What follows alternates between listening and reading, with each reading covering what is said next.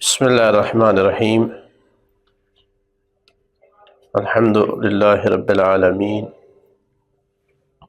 وصلی اللہ علی سیدنا محمد وآلہ الطیبین الطاہرین الذین قال اللہ فیہم انما یرید اللہ لیذہب عنکم الرجس اہل البیت ویطہرکم تطہیرا۔ اللہم صلی واللعنة الدائمة على أعدائهم أجمعين،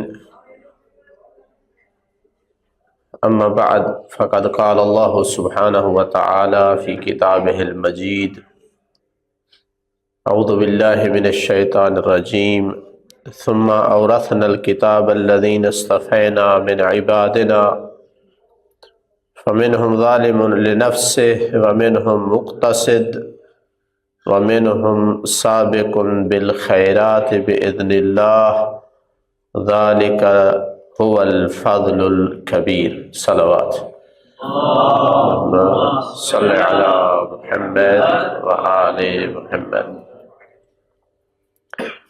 ہمارا موضوع گفتگو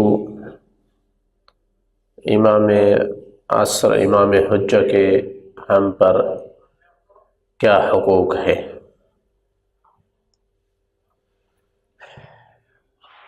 اسی مناسبت سے میں نے اس آیت کا انتخاب کیا ہے، سورہ فاطر کی 32 نمبر آیت ہے،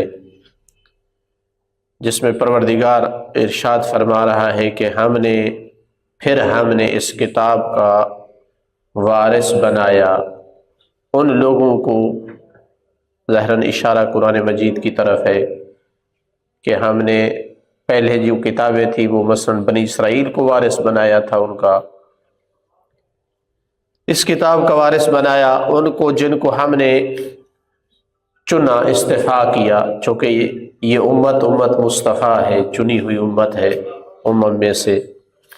فمنہم ظالم لنفسہ، نتیجہ کیا ہوا؟ 3 قسم کے لوگ سامنے آئے۔ ایک وہ کہ جو اپنے نفس پہ ظلم کرنے والے ہیں، دوسرے وہ جو مقتصد ہے، اور تیسرے وَمِنْهُمْ سَابِقٌ بِالْخَيْرَاتِ، جو خیرات میں سبقت لے جانے والے ہیں اللہ کے اذن سے۔ ذَلِكَ هُوَ الْفَضْلُ الْكَبِيرُ، یہی بہت بڑا فضل ہے، اللہ جسے فضل کبیر کہہ رہا ہے۔ سورہ اس آیت کی تفسیر میں الکافی میں روایت آئی ہے، جس سے اندازہ ہوا کہ یہ آیت ہمارے موضوع سے تعلق رکھتی ہے۔ جب امام سے اس کے بارے میں پوچھا گیا کہ یہ کون لوگ ہیں اس امت کے جو پہلے عنوان میں داخل ہیں، فَمِنْهُمْ ظَالِمٌ لِنَفْسِهِ، فرمایا الجالس فی بیتہ لا یعرف حق الامام، جو اپنے امام کے حق کو نہیں پہچانتا ہے،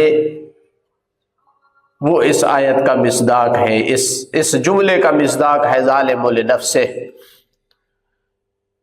فرمایا وَمَنْ عَرِفَ حق الامام فَهُوَ سَابِقٌ فَهُوَ مُقْتَصِدٌ، یہ وہ ہے جو مقتصد ہے۔ وَسَابِقٌ بِالْخَيْرَاتِ بِإِذْنِ اللَّهِ هُوَ الْإِمَامُ، اور جو سابق بالخیرات ہے وہ امام ہے۔ تو یہ آیت بتاتی ہے کہ جو آدمی اپنے زمانے کے امام کے حق کو نہ جانتا ہو، وہ آدمی قرآن کی نگاہ میں ان میں سے ہے کہ جو ظالم لنفسہ ہی کے مصداق ہے۔ اگر اس سے بہتر پوزیشن میں جانا ہے، مقتصد بننا ہے، تو اپنے امام کے حق کو پہچاننا ہوگا۔ درود بھیجیے محمد و آل محمد پر۔ اللہم صلی علی محمد و آل محمد۔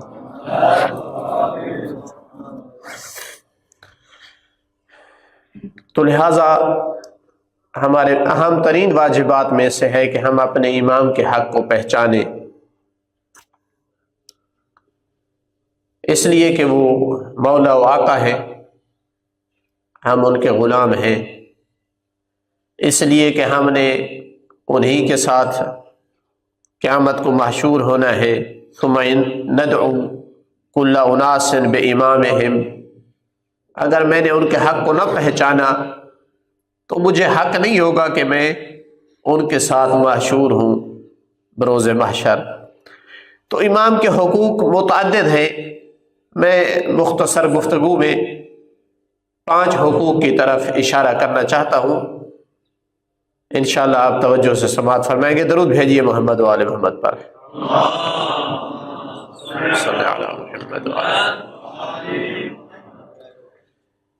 امام کا پہلا حق ہمارے اوپر یہ ہے کہ ہم ان کی شخصیت کی معرفت حاصل کریں، ان کے مقام کو پہچانیں، ان کی حیثیت کا ادراک کریں.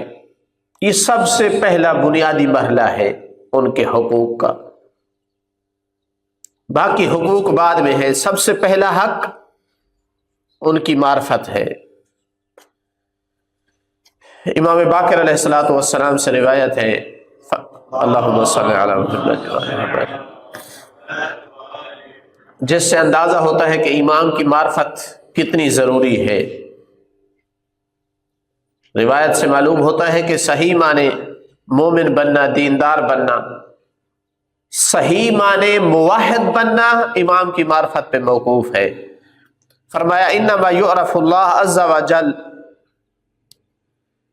وَيَعْبِدُهُ او یعرف اللہ عز وجل وَيَعْبِدُهُ من عرف اللہ وعرف امامہ. اللہ کی صحیح عبادت اور اللہ کی صحیح معرفت وہی کر سکتا ہے جس نے اپنے امام کو پہچان لیا. وَمَن لَا يَعْرِفِ اللَّهَ وَلَا يَعْرِفِ الْإِمَامِ مِنَّا فَإِنَّمَا يَعْرِفُ وَيَعْبِدُ غَيْرَ اللَّهِ. جو اللہ کو نہیں پہچانتا اور ہم میں سے امام کو نہیں پہچانتا، وہ اللہ کی عبادت نہیں کر رہا. ظاہر میں سجدہ اللہ کو کر رہا ہے لیکن یہ عبادت غیر اللہ کی ہو رہی ہے. اگر ہم چاہتے ہیں اللہ کی صحیح عبادت کریں، اللہ کی صحیح پہچان کریں، تو اپنے امام کی پہچان کرنا ہوگی. کیا پہچان کر سکتے ہیں؟ کما حقہ معرفت ہمارے بس میں نہیں ہے کہ ہم زمانے کے امام کو ویسے پہچان لیں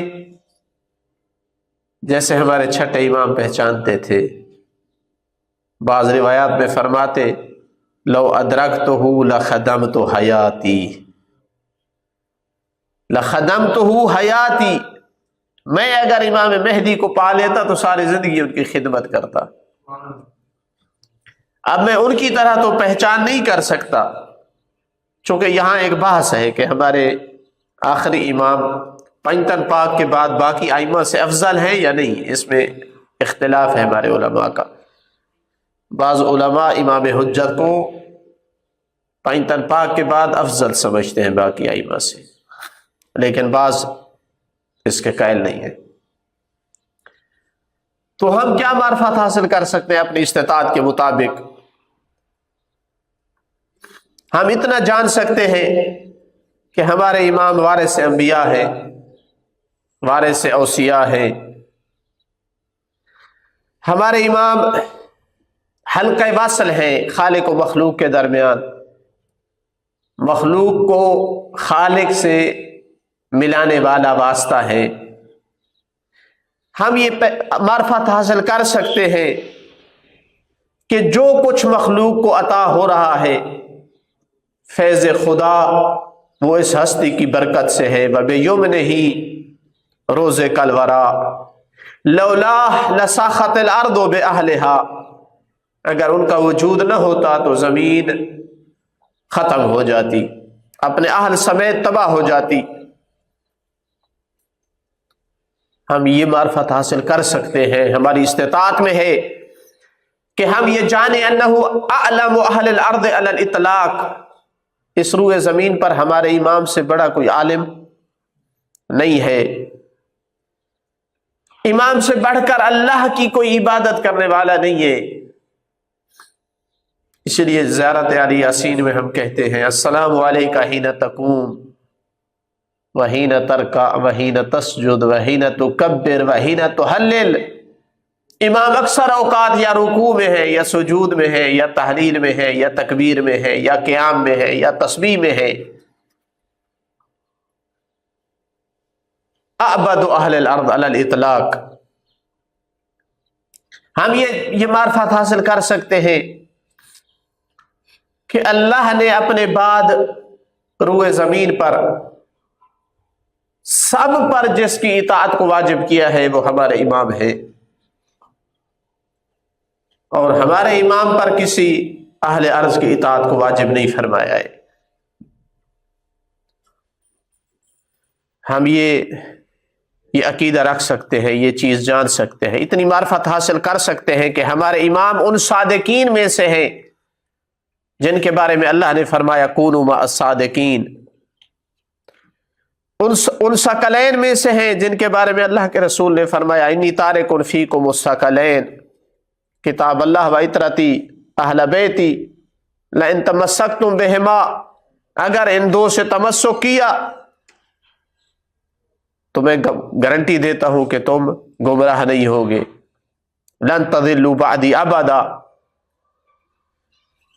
ہم یہ معرفت حاصل کر سکتے ہیں کہ ہمارے امام کشتی نوح کی طرح ہے، من راکبہا نجا ومن تخلف عنہا غرق۔ وہ ہستی ہیں ہمارے امام، من مات ولم یعرف امام زمانہ مات میتۃ جاہلیہ۔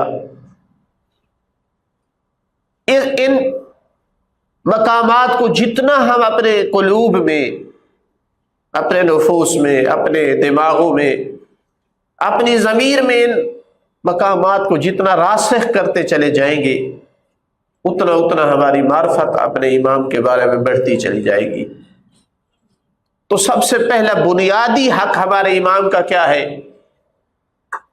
کہ ہم یہ عقیدہ رکھیں کہ جو کچھ مجھے مل رہا ہے میرے امام کے توسط سے ہے، مجھ پر امام کی اطاعت کو واجب کیا ہے، میں نے امام کے ساتھ معشور ہونا ہے،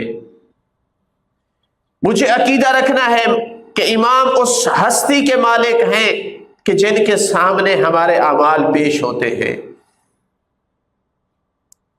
یہ سب سے پہلا بنیادی حق ہے۔ درود بھیجیے محمد و آل محمد پر۔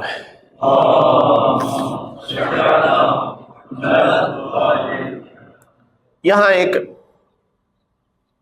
چیز کا اضافہ کرتا چلا جاؤں کہ صحیح معرفت حاصل کرنے کی ایک شرط ہے، اور وہ کیا ہے؟ وہ تزکیہ نفس ہے۔ اللہ تعالیٰ نے اپنا ایک قاعدہ کلیہ بیان فرمایا ہے قرآن مجید کے بارے میں کہ لا یمسہ الا المطہرون۔ قرآن مجید کا ادراک صرف وہ لوگ کر سکتے ہیں جنہوں نے اپنے آپ کو پاکیزہ بنایا ہے۔ تو قرآن ایک شکل ہے اور امام زمانہ دوسرے شکل ہے۔ وہ قرآن صامت ہے تو یہ قرآن ناطق ہے۔ اللہ کا قاعدہ کلیہ یہاں بھی آئے گا کہ لا یمسہ الا المطہرون۔ امام کی بھی صحیح حقیقی معنی میں معرفت صرف وہ کر سکتے ہیں جنہوں نے اپنے آپ کو پاکیزہ بنایا ہے، مگر نہ یہ دل اگر پاک نہیں ہے، اس کے اندر اگر زنگ ہے، اگر دنیا کی محبت ہے، شہرت کی محبت ہے، پیسے کی محبت ہے، طرح طرح کی ناجائز خواہشات ہیں، تو پھر مشکل ہے امام کی معرفت ہو پائے۔ اس لیے اللہ کے رسول نے تمام معارف بیان کرنے سے پہلے تزکیہ نفس فرمایا اپنے اصحاب کا۔ لقد من اللہ علی المؤمنین اذ بعث فیہم رسولا منہم یتلو علیہم آیاتہ ویزکیہم ویعلمہم الکتاب والحکمہ۔ آیات کی تلاوت کر کے اللہ کے رسول تزکیہ نفس فرماتے تھے، اس کے بعد کتاب اور حکمت کی تعلیم دیتے، چاہے اس میں معارف کی تعلیم ہوتی تھی، اس میں اخلاق کی تعلیم ہوتی تھی، اس میں احکام کی تعلیم ہوتی تھی، چونکہ جب تک تزکیہ نفس نہ ہو، دل پاک نہ ہو، ظرف طاہر نہ ہو، تب تک تعلیم کتاب اور حکمت ممکن نہیں ہے۔ درود بھیجیے محمد و آل محمد پر۔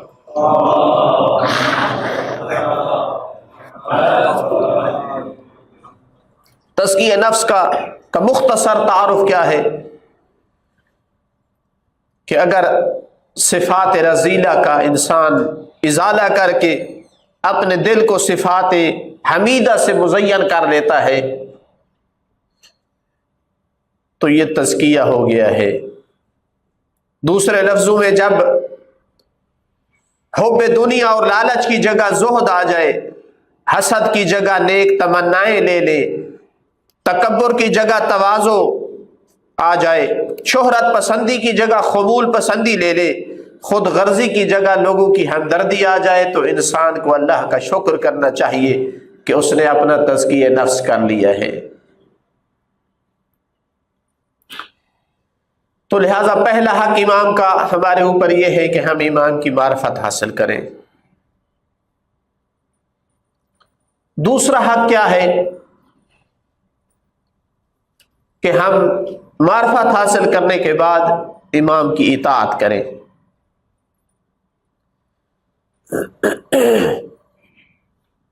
اپنے ارادے امام کے ہاتھ میں دے دیں،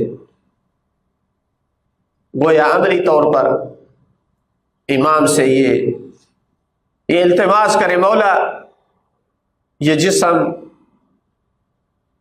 یہ طاقت، یہ قدرت جو اللہ نے مجھے عطا کی ہے، اس پر حکومت آپ کی ہے، میں آپ کے اشارے، آپ کے فرمان سے زندگی کے یہ سانس لینا چاہتا ہوں، زندگی کے یہ دن گزارنا چاہتا ہوں۔ ابو حمزہ سوالی کہتے ہیں میں نے پوچھا، سألت ابا جعفر ما حق الامام علی الناس، مولا لوگوں پر امام کا حق کیا ہے؟ پانچویں امام سے پوچھا۔ خوش قسمت ترین اصحاب میں سے ہیں، اصحاب سر ہیں، ائمہ کے خواص میں سے ہیں۔ کیا حق ہے لوگوں پر امام کا؟ فرمایا حقہ علیہم ان یسمعوا لہ واطیعوہ، امام کی بات سنیں اور امام کی اطاعت کریں۔ اگر کوئی امام کی اطاعت نہیں کرتا ہے تو امام کے حق کو پامال کر رہا ہے۔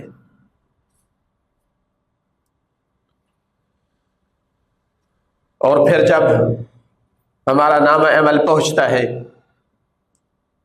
اور نامہ عمل میں امام کی اطاعت کم ہوتی ہے، شیطان کی اطاعت زیادہ ہوتی ہے،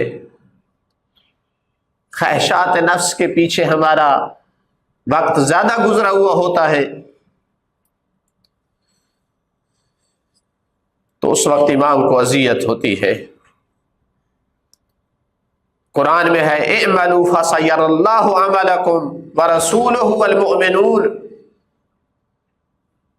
عمل کرو، اللہ تمہارے عمل کو دیکھتا ہے، رسول تمہارے عمل کو دیکھتا ہے، اور مؤمنین تمہارے عمل کو دیکھتے ہیں۔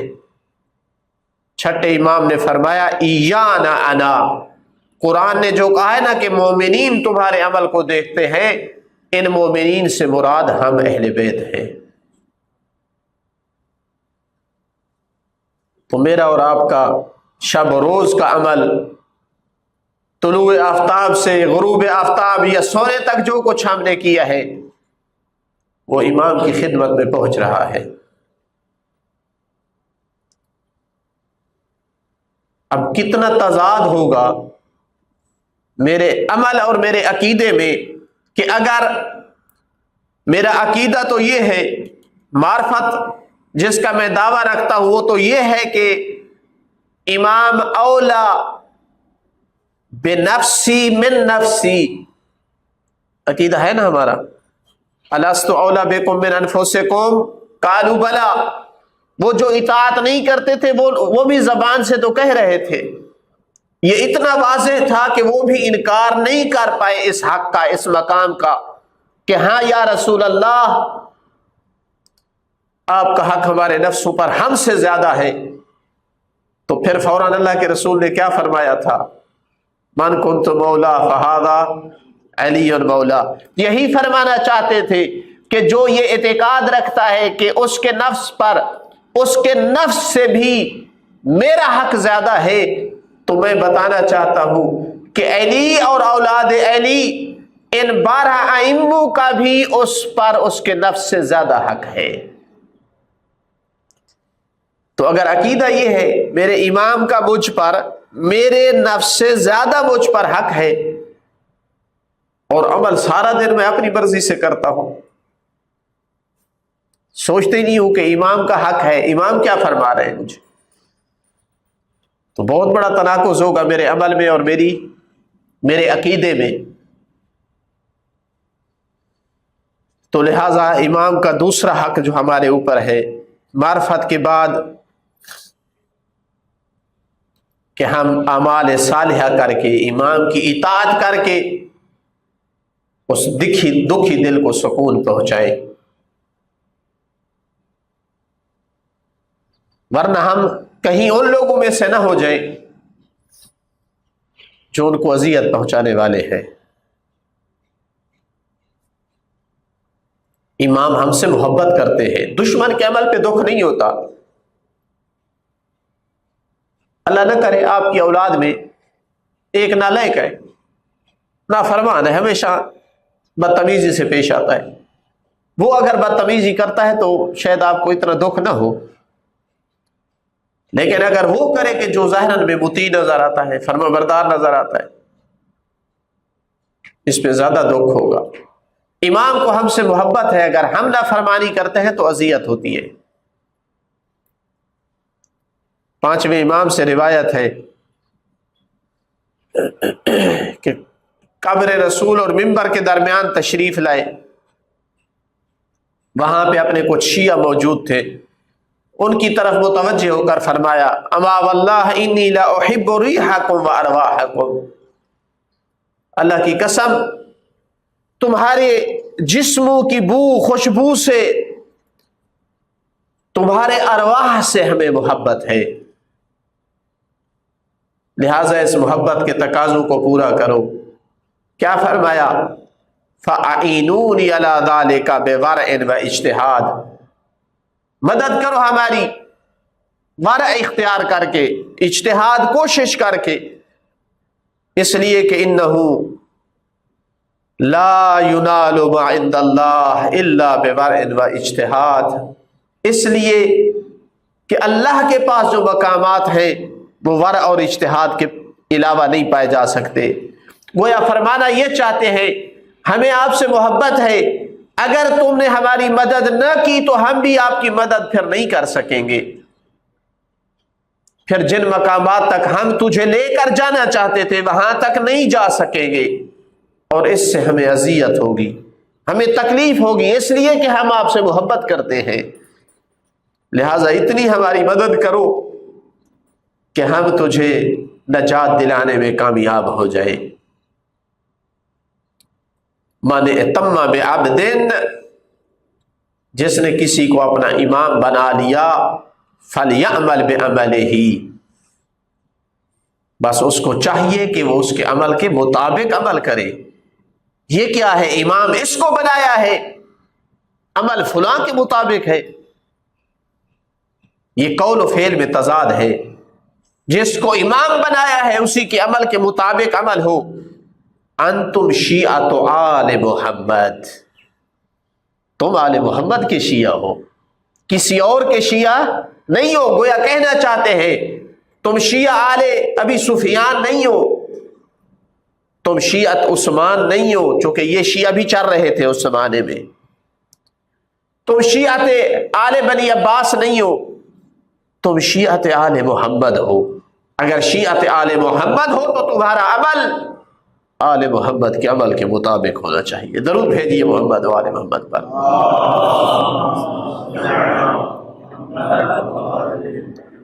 اور ہم طلاب کے لیے اس لیے بھی عمل کی مطابقت زیادہ ضروری ہے کہ ہم صرف ان کو امام نہیں مانتے، ہم مال امام پہ پلتے ہیں. ایک عام مومن ہے جو ان کو امام مانتا ہے، ہم امام ماننے کے علاوہ مال امام کھاتے ہیں۔ اگر دوسرے آدمی کو کوئی رعایت یا کوئی گنجائش مل بھی جائے، ہمارے لیے سختی زیادہ ہوگی۔ تو اس بات کو سوچنا چاہیے، اس کی طرف توجہ دینی چاہیے۔ امامت کا عقیدہ بھی رکھا ہے، ان کا وجوب طاعت کا اعتقاد بھی رکھا ہے، مال امام بھی کھایا ہے، پھر بھی اگر عمل ان کے مشابہ نہ ہو تو پھر کیا حق ہو سکتا ہے، میرے ساتھ کیا معاملہ ہو سکتا ہے؟ درود بھیجیے محمد و آل محمد پر، اللہم صلی علی محمد و آل محمد۔ تیسرا حق جو امام کا حق اور مجھ پہ ہو سکتا ہے، بلکہ ہے معرفت کے بعد، ان کی اطاعت کرنے کے بعد، کہ ہمارے لمحات ان کے انتظار میں گزرنے چاہیے۔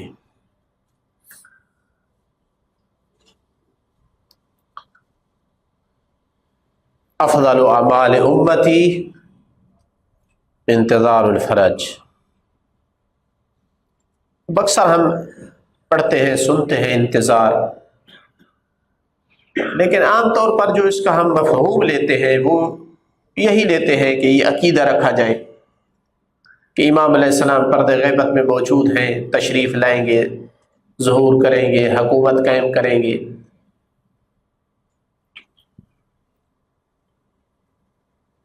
دعائے فرج امام زمان پڑھ لی مثلا، کہ یہ انتظار ہے۔ لیکن آپ اگر انتظار کے حقیقی معنی میں جائیں تو یہ معنی نہیں ہے۔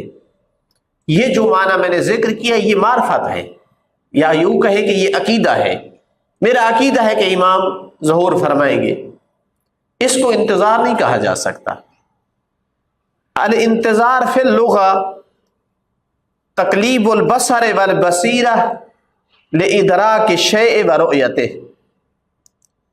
کسی چیز کے ادراک کے لیے انسان اپنے بصر اور بصیرہ کو پلٹے، گہرائی میں جائے، ڈھونڈنے کی کوشش کرے اس حقیقت کو جاننے کے لیے، اس کو دیکھنے کے لیے۔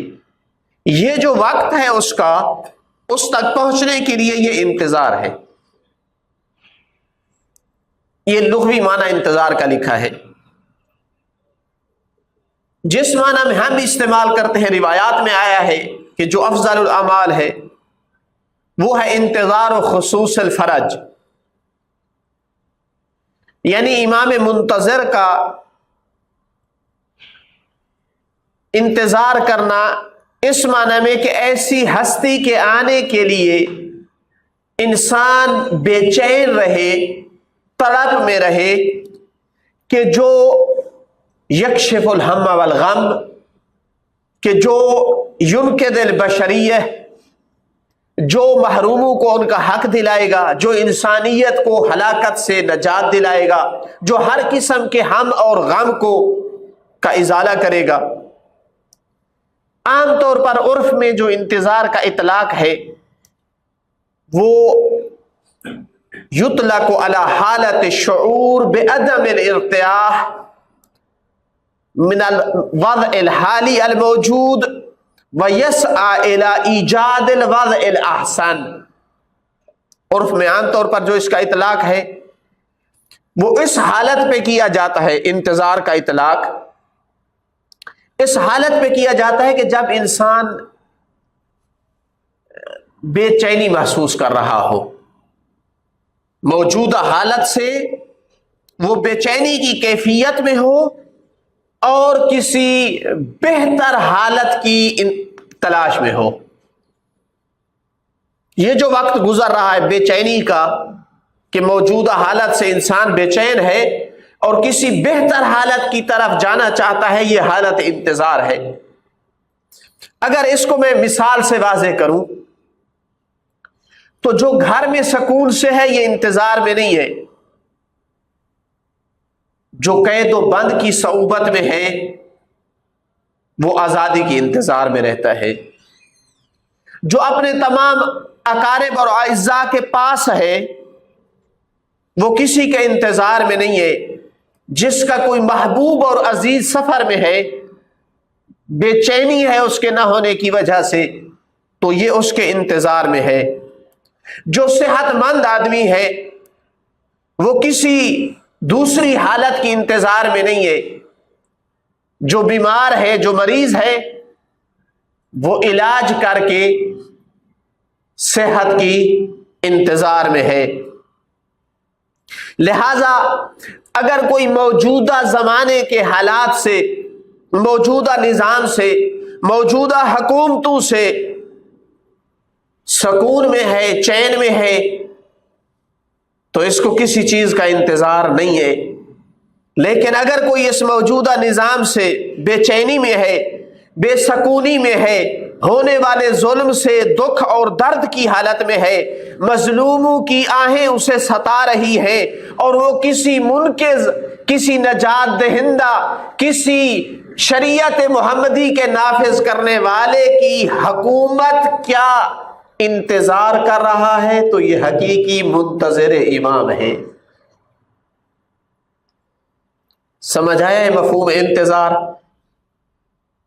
کہ انتظار یہ نہیں ہے کہ میں عقیدہ رکھوں کہ امام آئیں گے، نہیں، میں ایک بے چینی کی حالت میں رہوں، میں ایک بے قراری کی حالت میں رہوں، میں اس موجودہ نظام سے غیر مطمئن ہوں، اور انتظار کروں کہ کوئی وقت آئے یہ حالات بدلے، کوئی وقت آئے کہ صاحب حق کو حق ملے، کوئی وقت آئے کہ شریعت محمدی کی پاسداری ہو، کوئی وقت آئے کہ زمانے میں عدل و انصاف کی حکومت قائم ہو۔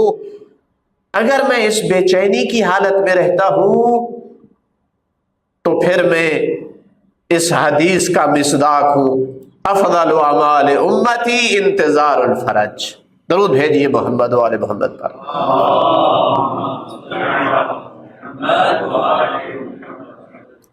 تو لہذا انتظار صرف عقیدہ اور صرف تمنا کا نام نہیں ہے، بلکہ ایک قلبی کیفیت کا نام ہے۔ انہی منتظرین کے بارے میں امام نے فرمایا اولئک المخلصون حقا وشیعتنا صدقا، یہی لوگ ہیں جو مخلص، واقعاً مخلص ہیں، واقعاً سچے شیعہ ہیں، وَالدُّعَاةُ إِلَىٰ دِينِ اللَّهِ سِرًّا وَجَهْرًا، جو دین کی طرف دعوت دینے والے ہیں، چھپ کر کے بھی، ظاہر طور پر بھی۔ اس طرح کی انتظار غالباً انسان کی زبان پہ دعا کی شکل میں ظاہر ہوتی رہتی ہے، صرف اس حالت میں نہیں کہ ایک مجلس اور محفل تھی، چونکہ سارے اٹھ کر دعا امام زمان پڑھ رہے تھے تو مجھے بھی پڑھنی پڑی، نہیں نہیں، یہ تو ایک روٹین ہے۔ حقیقی انتظار، مثال دو، اگر ایک ماں کا، ایک بوڑھی ماں کا جوان بیٹا باہر گیا ہوا ہے، کہا میں شام 6 بجے تک آ جاؤں گا، حالات خراب ہیں، بیٹا 6 بجے کے بعد 6 بجے تک نہیں پہنچا۔ اب سے پہلے وہ انتظار میں نہیں تھی، ایک اس کے پاس چیز کا علم تھا کہ 6 بجے آ جائے گا، ابھی تک انتظار نہیں۔ 6 بجے کے بعد کیا ہوا ہے؟ انتظار کی گھڑی شروع ہوئی ہے اس بوڑھی ماں کی۔ اب اس کا ایک ایک لمحہ پہلے سے زیادہ اضطراب کی کیفیت میں جا رہا ہے۔ اب لمحہ بلمحہ شاید، بلکہ عین ممکن ہے کہ یہ انتظار کی کیفیت، جو قلبی کیفیت ہے، یہ دعا کی شکل میں زبان پہ آنا شروع ہو جائے، خدایا میرے بیٹے کو خیریت سے لے آ، پروردگار میرے بیٹے کو خیر ہو۔ ایسا ہے یا نہیں؟ تو حقیقی انتظار کی علامت یہ ہے کہ شب و روز اٹھتے بیٹھتے ہماری زبان پر امام زمانہ کے ظہور کی دعا آنی چاہیے، اور اس دعا کا خود امام نے بھی ہم سے مطالبہ فرمایا ہے۔ حجت دوران سے یہ روایت مروی ہے، فرمایا اکثر الدعاء بتعجیل الفرج،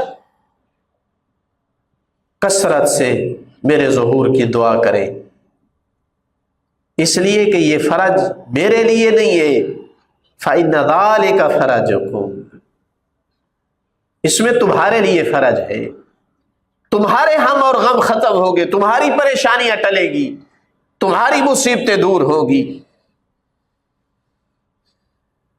لیکن جو آدمی اس طرح کی کیفیت میں نہیں ہے وہ حقیقی منتظر نہیں کہلا سکتا ہے۔ درود بھیجیے محمد و آل محمد پر۔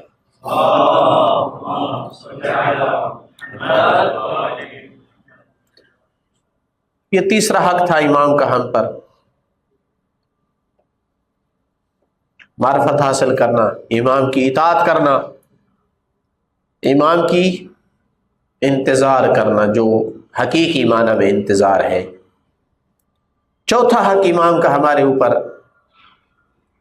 یہ ہے کہ ہم یہ حق آپ کہہ سکتے ہیں کہ بالخصوص طالب علم کے ساتھ خاص ہے، بقیہ حقوق عام ہیں، وہ یہ ہے کہ ہم ممبر سے کثرت سے امام کا ذکر کریں، عقیدہ مہدویت کا پرچار کریں،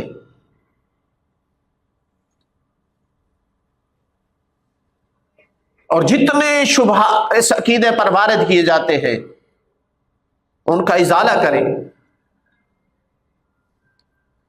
ممبر پہ یہ کوشش نہیں ہونی چاہیے کہ میں اپنی طرف سے کوئی اشکال بناؤں اور اس کا جواب دوں، یہ مطلوب نہیں ہے۔ جب تک اشکال نہیں ہے، اعتراض نہیں ہے، لوگوں کے ذہنوں میں کوئی شبہ نہیں ہے تو ضرورت نہیں ہے میں شبہ پیدا کروں، کیونکہ ہو سکتا ہے شبہ پیدا کر کے ذہن میں بٹھا تو لیا ہے لیکن نکال نہ سکوں۔ لیکن جو شبہات پہنچ رہے ہیں سوشل میڈیا کے ذریعے ان شبہات کا ازالہ کروں۔ عشر محرم میں ایک مجلس خاص کر دوں، ایام فاطمیہ میں ایک مجلس خاص کر دوں، اس لیے کہ یہ جو امام زمانہ کا اجل اللہ فرجہ الشریف ان کی فرج نہیں ہے، یہ صرف شیعہ کی فرج نہیں ہے، اس میں فاطمہ زہرا کی فرج ہے، جو تمنا کرتی گئی اس دنیا سے کہ کب میرے بیٹے کا ظہور ہوگا، تو ایک دن خاص کر دوں ایام فاطمیہ میں۔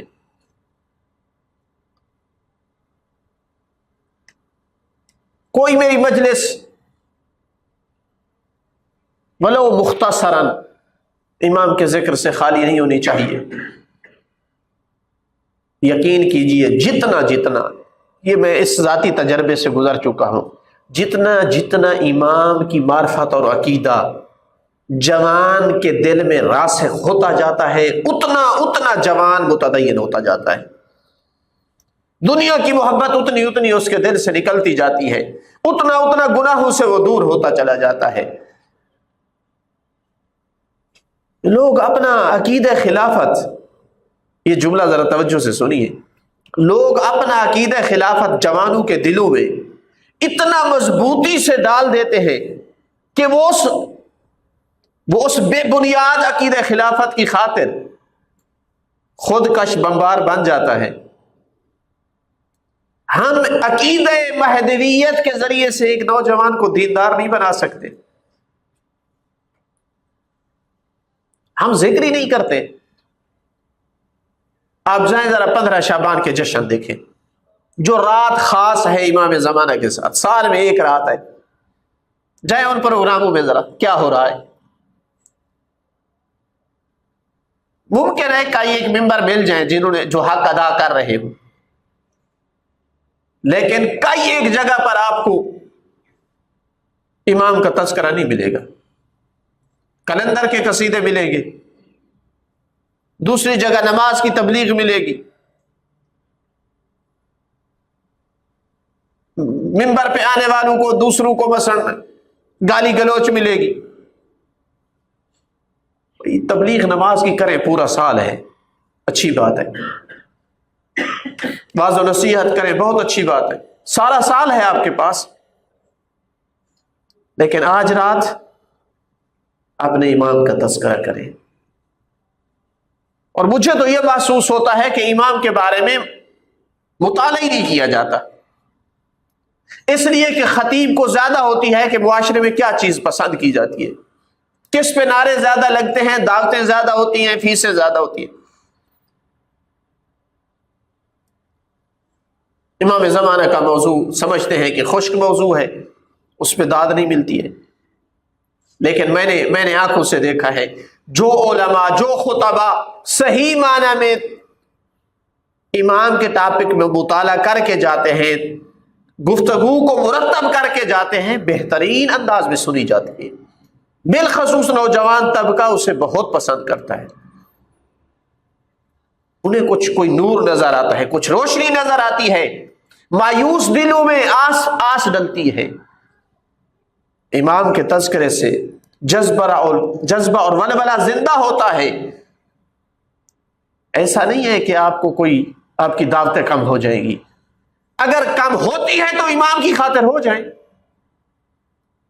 آپ امام کو پروموٹ کریں، اپنی ذات کو چھوڑیں، امام کا حق ہے کہ امام کا پرچار کریں، امام کے امامت کے عقیدے کے حوالے سے کوئی شبہات ہیں تو ان کا ازالہ کریں۔ درود بھیجیے محمد و آل محمد پر، صلی علی محمد و آل محمد۔ ائمہ نے آپ سے توقع کی ہے اس چیز کی، ایک روایت اس حوالے سے عرض کرتا چلے جاؤں، امام ہادی نے فرمایا لولا من یبقى بعد غیبت قائمکم من العلماء، میں اپنی ہر بات کے ساتھ حدیث کو لایا ہوں، فرمایا کہ اگر قائم کی غیبت کے بعد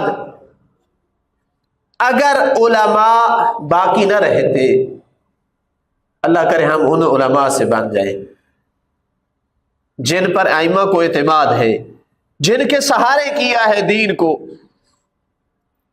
کون سے علماء؟ الداعین الیہ، جو قائم کی طرف دعوت دینے والے ہوں گے۔ سوچنا چاہیے میں نے اپنی گزشتہ زندگی میں اب تک کتنے لوگوں کو امام کی طرف دعوت دی ہے۔ الداعین الیہ والدالین علیہ، امام کی طرف دعوت دینے والے ہیں اور امام کی طرف رہنمائی کرنے والے ہیں۔ الدالین، دلالت کرنے والے، پتہ ہے کون تھا دلالت کرنے والے؟ کس کو کہا جاتا تھا؟ پہلے زمانے میں جب راستے مشکل ہوتے تھے نا، تو ایک شہر سے دوسرے شہر کی طرف جانا ہے، راستے کا پتہ نہیں ہے، تو ایک آدمی کو لیا جاتا تھا جو یدل علی الطریق، اس کو دلیل کہتے تھے لغت میں، عرف میں اس آدمی کو دلیل کہتے تھے۔ تو اس کا کام کیا ہوتا تھا؟ اجرت لے کر کے یہاں سے وہاں تک پہنچانا ہوتا تھا۔ تو گویا امام ان علماء کے بارے میں بات کر رہے ہیں جو لوگوں کا ہاتھ پکڑ کر دہلیز امام تک پہنچاتے ہیں۔ الدالین علیہ، امام پر رہنمائی کرنے والے ہیں، والذابین عن دینہ، اور امام کے دین سے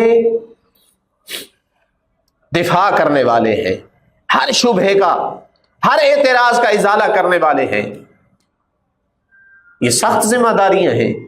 کل آپ نے بھی، میں نے بھی ممبر پہ جانا ہے، اگر امر دائر ہو جائے کہ میں یا امام کی ذات کی بارے میں بتا سکتا ہوں، دین کا دفاع کر سکتا ہوں، یا اپنے آپ کو چمکا سکتا ہوں، ان علماء سے بننا ہے تو پھر اپنی فکر نہیں کرنی ہے۔ والذابین عن دینہ بحجج اللہ والمنکرین لضعفاء عباد اللہ، وہ علماء کے جو اللہ کے کمزور بندے، وہ بہت زیادہ جو علم نہیں رکھتے ہیں، بصیرت نہیں رکھتے ہیں، گمراہی کا خطرہ ہوتا ہے، ان کو نجات دلانے والے علماء ہیں۔ کس سے؟ من شباک ابلیس ومردتہ ومن فخاخ النواسب، شیاطین کے جال سے اور جو نواسب ہیں، انہوں نے جو گڑھے کھودے ہیں ان میں گرنے سے ان کو بچاتے ہیں۔ امام فرما رہے ہیں اگر ایسے علماء نہ ہوتے، کون سے علماء؟ جن کا یہ صفات بیان فرمائیے، اگر ایسے علماء نہ ہوتے، لما باقی احد الا ارتد عن دینہ، کوئی نہ بچتا، کوئی نہ بچتا کہ جو مرتد نہ ہوتا، ہر آدمی مرتد ہو جاتا۔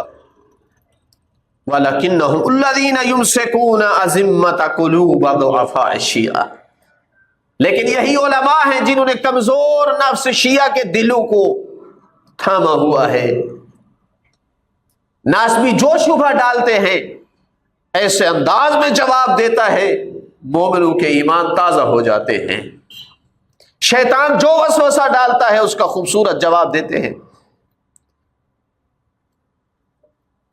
ایسے ان کے دلوں کو تھاما ہوا ہے، کما یمسک صاحب سفینۃ سکانہا، جیسے کشتی کا ملاح کشتی کے سواروں کو سمندر کی طغیانی سے نجات دلاتا ہے۔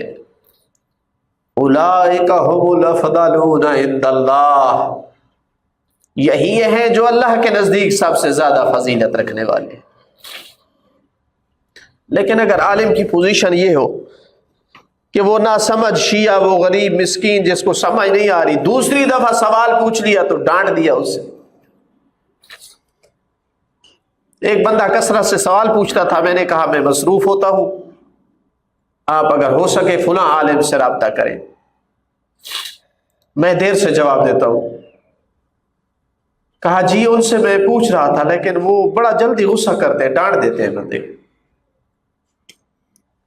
یہ کمزور نفس شیعہ ہیں، بیچارے نہیں سمجھ رکھتے۔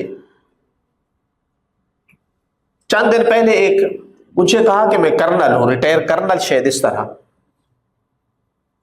میں بغیر مبالغے کے کہہ رہا ہوں، خدا مجھے بھی حوصلہ دے، صبر دے، بعض دفعہ مجھے بھی آ جاتا ہے غصہ، اعتراف کر رہا ہوں۔ لیکن ایک مسئلہ وہ مجھ سے 3 دن تک مسلسل پوچھتا رہا ہے، ایک ہی مسئلہ، غصہ آتا تھا لیکن پھر یہی کہتا ہے اس کو سمجھ نہیں آئی تو پوچھا ہے۔ یہ کوئی فضول آدمی نہیں ہے جو میرا ٹائم ضائع کرنا چاہتا ہے، یہ دین کا مسئلہ پوچھنا چاہتا ہے، عمل کرنا چاہتا ہے۔ 3 دن شاید 15 سے 20 بار اس نے پوچھا ہے۔ آخر پہ کہتا ہے میں آپ کا بہت ممنون ہوں کہ آپ نے اتنی بار میرے مسئلے کا خوش اسلوبی سے جواب دیا ہے۔ اب میرے صبر کرنے سے اس کا ایمان یا اس کا دین پہلے سے بڑھ جائے گا۔ اگر میں دوسری تیسری بار اس کو سنا دیتا،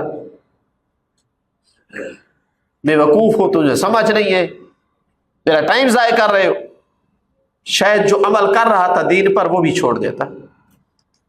کہ جنہوں نے اللہ تک پہنچانا تھا، جنہوں نے امام تک پہنچانا تھا، ان کی یہ پوزیشن ہے۔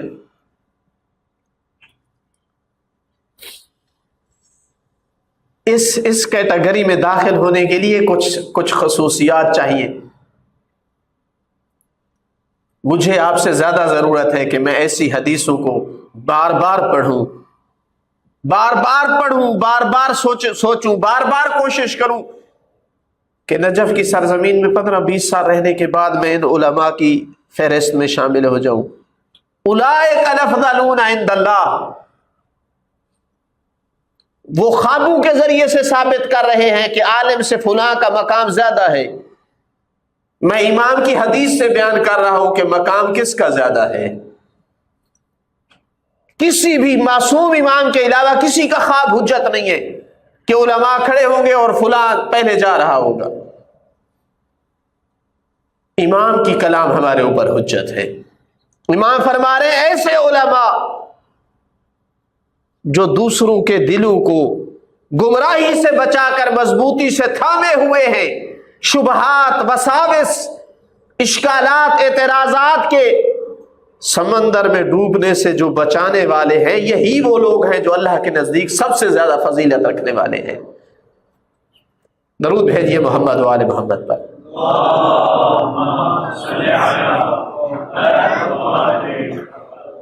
اذان سے 5 منٹ ہیں اور میں اپنے آخری پوائنٹ پہ آیا ہوں، 5واں حق۔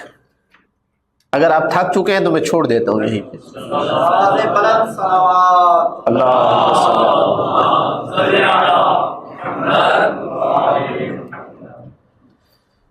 پانچواں حق یہ ہے کہ ہم کوشش کریں اور یہ بھی روایات سے ہمیں استفادہ ہوتا ہے، گویا کہ یہ بھی حق ہے امام پر، امام کا ہمارے اوپر، کہ صرف یہ نہیں کہ عمل میں اطاعت کریں، صرف یہ نہیں کہ معرفت رکھیں، صرف یہ نہیں کہ ممبر پہ جب موقع ملے تو میں امام کا دفاع کروں، صرف یہ نہیں کہ میں صرف انتظار کی کیفیت میں رہوں، بلکہ میں ذکر اور امام کے ذکر اور ان کی زیارت کے ساتھ صبح و شام ان کے ساتھ رابطہ رکھوں۔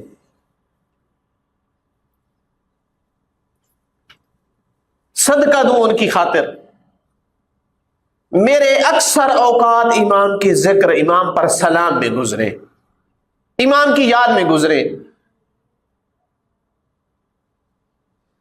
جیسا کہ میں نے عرض کیا کہ چھٹے امام کی معرفت کے مطابق تو یہ تھا کہ امام فرما رہے ہیں لو ادرکتہ لخدمتہ ایام حیاتی، صبح و شام میں ان کی خدمت کرتا۔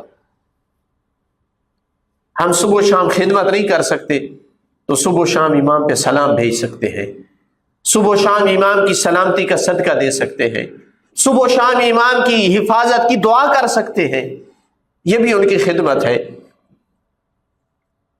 توجہ کے ساتھ انسان اس طرح کے جملے کہتا رہے، اللہم انی اجدد لہ فی صبیحۃ یومی ھذا، یہ مطلوب ہے کہ میں ہر صبح اس انداز میں کروں کہ میں آج کے دن کی صبح تجدید عہد کرتا ہوں، وما عشت ایامی، جتنے دن میں زندہ رہوں، عہدن و عقدن و بیعتا لہ فی عنقی، عہد کی تجدید کرتا ہوں، اپنی گردن پر امام کی بیعت کی تجدید کرتا ہوں، لا احول عنہا ولا ازول ابدا، کبھی میں اس بیعت سے ہاتھ نہیں اٹھاؤں گا، کبھی اس عہد کو نہیں توڑوں گا۔ اس طرح کے جملے جیسے دعائے ندبہ میں آئے ہیں، اس طرح کی دعائیں مانگتا رہے۔ وَآلِهِ سَيِّدَهُ یا شدید القوا، مولا اس حقیر کو، اس مسکین کو میرا اللہ اپنے مولا کا دیدار کرا دے۔ کبھی اللہ سے یہ کہے تو کبھی امام کی طرف متوجہ ہو کر کہے حل الیک یا ابن احمد سبیل فتلقا، کوئی ہے راستہ، کوئی ہے ذریعہ، کوئی ہے ہیلا جس کے ذریعے آپ کا دیدار ہو سکے۔ کبھی اس انداز میں سلام کرے، السلام علیک حین تقوم، السلام علیک حین تقعد، السلام علیک حین تقرأ و تسجد، السلام علیک حین تصلی و تقنت، السلام علیک حین ترکع و تسجد۔ تو صبح و شام مختلف انداز میں کبھی امام کے لیے دعا کرے، کبھی امام پر سلام بھیجے، کبھی امام کے لیے صدقہ دے۔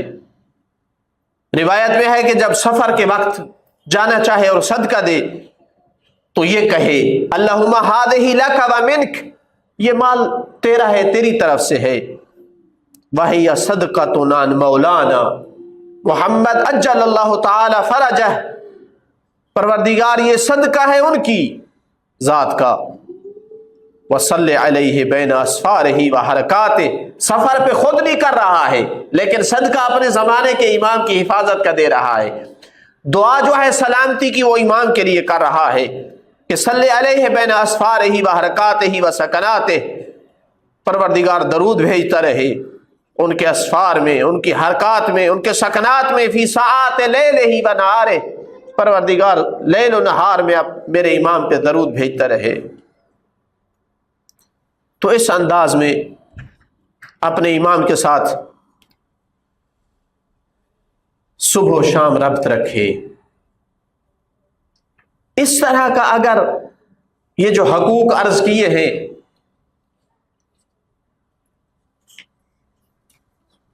اگر ان حقوق کی پاسداری انسان کر لے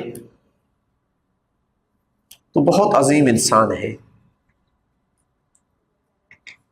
جس کے دل میں اپنوں کی یاد سے زیادہ امام کی یاد رہتی ہے، اپنوں کے تذکرے سے زیادہ امام کا تذکرہ رہتا ہے، اپنی سلامتی کی فکر سے پہلے اپنے زمانے کے امام کی سلامتی کی فکر رہتی ہے۔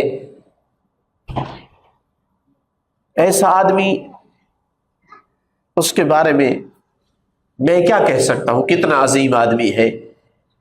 اس کا مقام بھی روایت کی روشنی میں عرض کرتا چلوں۔ عبد الرحمن کہتا ہے میں چھٹے امام کے ساتھ کہیں سفر میں تھا، وہ اپنی سواری پہ تھے، میں اپنی سواری پہ تھا، تو میں نے سوال کیا یا ابن رسول اللہ ما یجب من عظم حق الامام، اس کے لیے کیا واجب ہے، اس کا کیا مقام ہے، اس کو اللہ کیا عطا کرے گا جس نے امام حق کی تعظیم کی ہے، امام کے حق کی تعظیم کی ہے، جیسے تعظیم کرنے کا حق تھا اتنا ان کے حق کو ادا کیا۔ تو امام نے فرمایا جواب میں کہ یجب لہ، یعنی اللہ اس کے لیے یہ حق ثابت کرے گا ایسے آدمی کے لیے، لو قال لہذا الجبل سر لسار، اگر وہ جبل کی طرف اشارہ کر کے کہے کہ یہاں سے چل پڑو تو وہ پہاڑ چل پڑے گا۔ کہتا ہے فنظرت واللہ الی الجبل یسیر، امام کے الفاظ ختم ہوئے، اللہ کی قسم میں نے پہاڑ کی طرف دیکھا تو پہاڑ چلنا شروع ہو گیا۔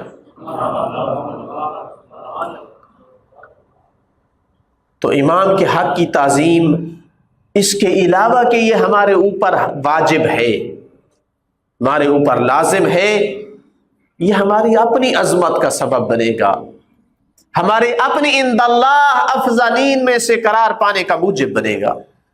پروردگار ہے کہ محمد و آل محمد، خدایا ہمیں اپنے ذات کی معرفت عطا فرما، محمد مصطفیٰ کی معرفت عطا فرما، ائمہ طاہرین اپنی آخری حجت کی معرفت عطا فرما، سید طاہرہ کی معرفت عطا فرما۔ پروردگار ہمارے سینوں کو علوم آل محمد، تعلیمات قرآن کے لیے کشادہ فرما۔ خدایا ہمارے اوپر جتنے حقوق ہیں تیری ذات کے، ائمہ علیہ السلام کے ان حقوق کی پاسداری کرنے کی توفیق عطا فرما۔ خدایا ہمارے سینوں کو علوم آل محمد سے منور فرما۔ پروردگار اس دین مبین کی صحیح سمجھ نصیب فرما، ارجائے عالم دنیا کے کونے کونے تک اس پیغام حق کو پہنچانے کی سعادت اور شرف نصیب فرما۔ خدایا اپنی آخری حجت کے ظہور میں تعجیل فرما، ہمیں اپنے امام کے امان و انصار سے شمار فرما۔ خدایا ہمیں اس قابل بنا کہ کبھی کبھار ہم بھی امام کے پاک ہونٹوں پر ہمارا نام بھی ذکر ہو جائے، ہم بھی اس لسٹ میں آ جائیں کہ جن ناموں کو نام لے لے کر امام علیہ السلام دعا فرماتے ہیں۔ ہمارے امام کو ہم سے راضی اور خوشنود فرما۔ پروردگار اب ہے کہ محمد و آل محمد جہاں جہاں بھی مومنین مظلوم ہیں ان کی نصرت فرما، اعداء اسلام کو نیست و نابود فرما۔ پروردگار محمد و آل محمد کے طفیل مومنین مجاہدین کو دشمن پہ غلبہ نصیب فرما۔ خدایا جو مومنین مومنات اس دنیا سے جا چکے ہیں ان کی قبروں پہ رحمت کا نزول فرما۔ حاضرین محفل کے جتنے مرحومین ہیں پروردگار ان کے درجات بلند فرما۔ اس مدرسے کو تا ظہور امام زمان آباد و شاد فرما۔ ربنا تقبل منا انک انت السمیع العلیم بجاہ محمد وعطرتہ الطیبین الطاہرین المعصومین صلوات۔